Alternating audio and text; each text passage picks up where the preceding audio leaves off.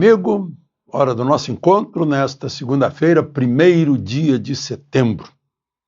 Hoje é o dia do trabalho nos Estados Unidos, Labor Day. E hoje se comemora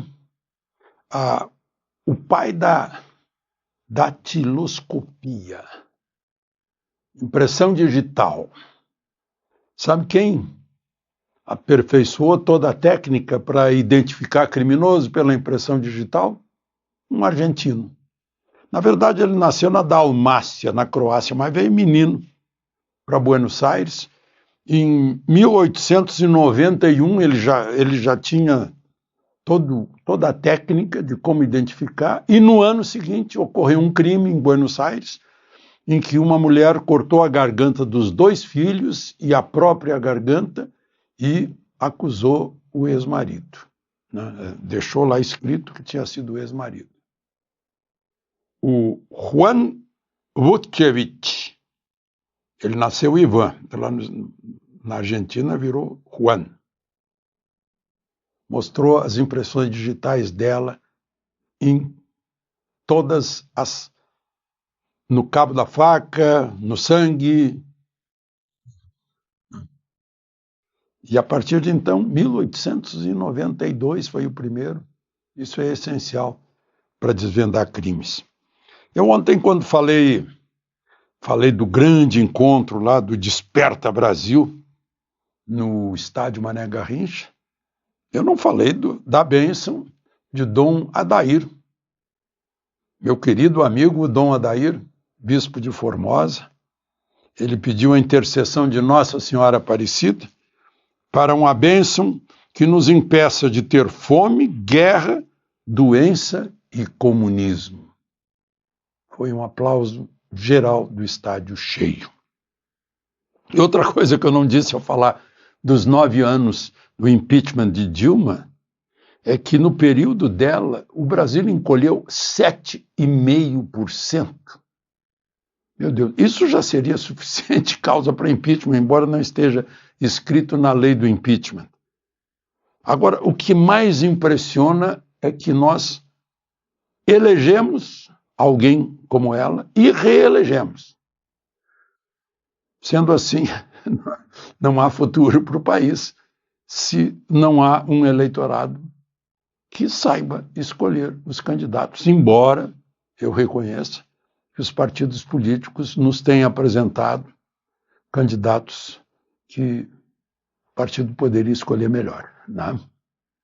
Lembre-se de se inscrever e ao final de deixar o gostei ou não gostei. Vamos então à conversa de hoje bem atualizada.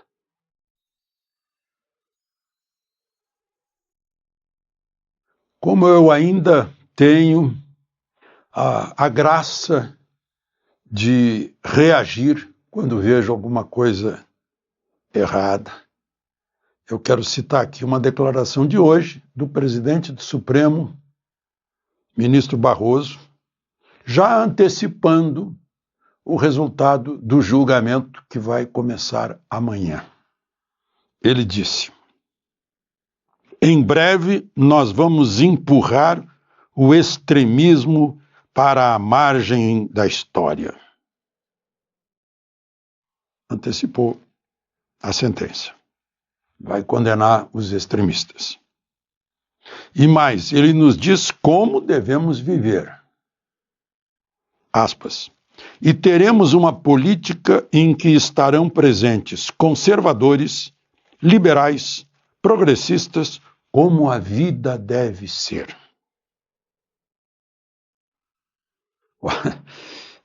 Eu sinto muito, mas conservador pode ser extremamente conservador.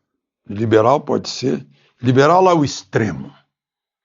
Progressista pode ser um extremista progressista, até para rimar. Não é?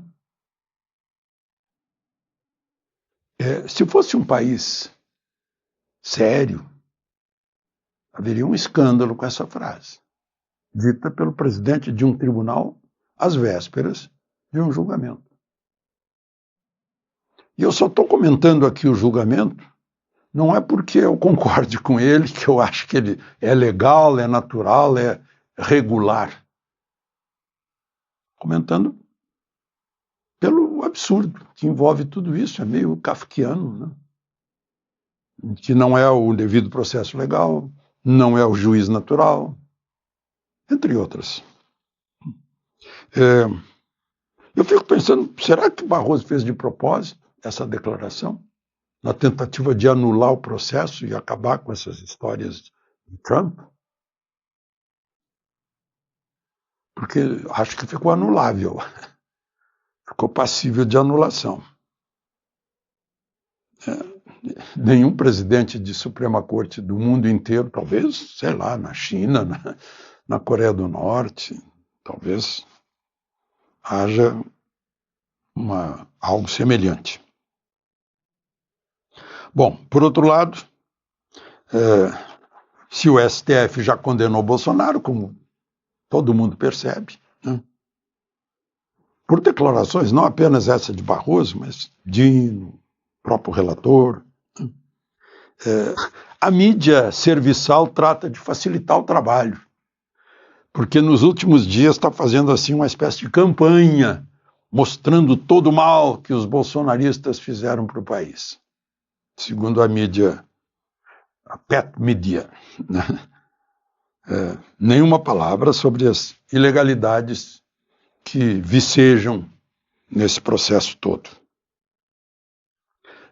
Essa mídia faz parte da mesma militância em que se encontra o Supremo.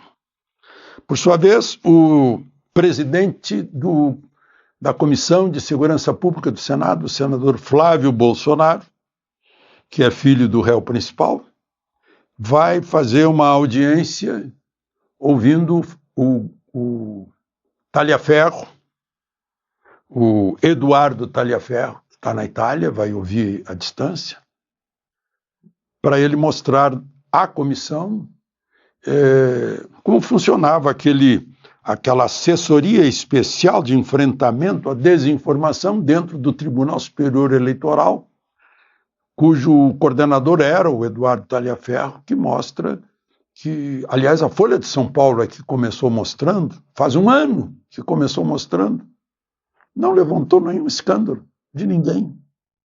O país está alienado.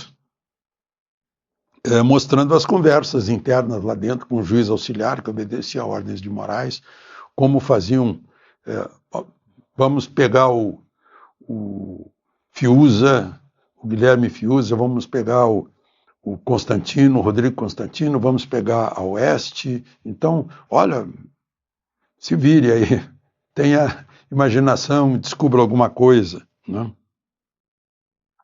Vai fazer praticamente na mesma hora, às 11 da manhã de amanhã, essa sessão lá na Comissão de Segurança Pública. Os senadores Espiridião Amin, com 29 assinaturas, protocolou um pedido de CPI tipo lava-toga, né, contando essas histórias do Talhaferro, do Tribunal Superior Eleitoral, durante a campanha eleitoral para presidente da República, com mistura de ministro do Supremo com essa comissão do Tribunal Superior Eleitoral, no caso, o ministro Moraes.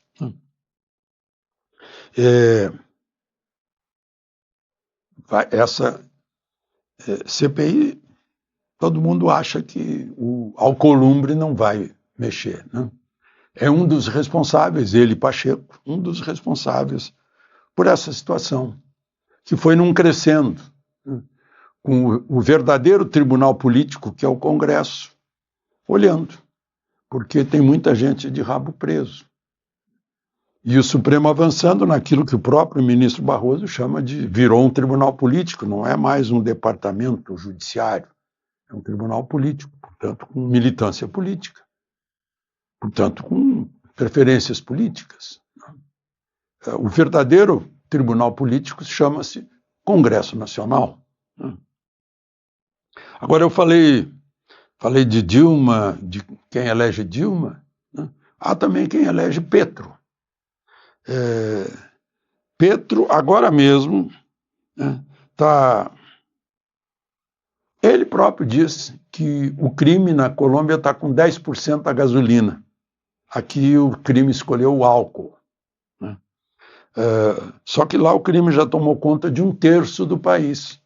Eu não sei se a gente somar Rio de Janeiro e considerar a Amazônia, talvez dê 1/3 também. O crime está com 35 militares reféns na Colômbia. Militares, sim. Das Forças Armadas colombianas. É o poder do armamento do crime, que pegou um resto das Farc também. As Farc que participavam do Foro de São Paulo, organizado por Lula e Chávez. E mais do que isso, no governo Petro, a produção de coca subiu 36% e hoje a Colômbia é o maior produtor e maior exportador do mundo. O próprio Petro está preocupado. Ele mesmo disse hoje que os Estados Unidos vão pegar esse pretexto. Sim, os americanos não aguentam mais a droga que chega lá. E talvez não consigam também dominar os seus consumidores, né? Porque o pessoal que produz coca na Colômbia, na Bolívia, no Peru, né, diz que, olha, a gente só produz, quem consome são eles. É uma questão que devemos pensar aqui no Brasil também. O crime organizado aqui no Brasil decidiu que dá mais lucro ter posto para vender combustível, né, e outras atividades. Dá mais lucro e menos riscos que vender droga para os viciados em droga. Viciado em droga é um problema para a família e é uma solução que a família tem que buscar também. De Brasília, Alexandre Garcia.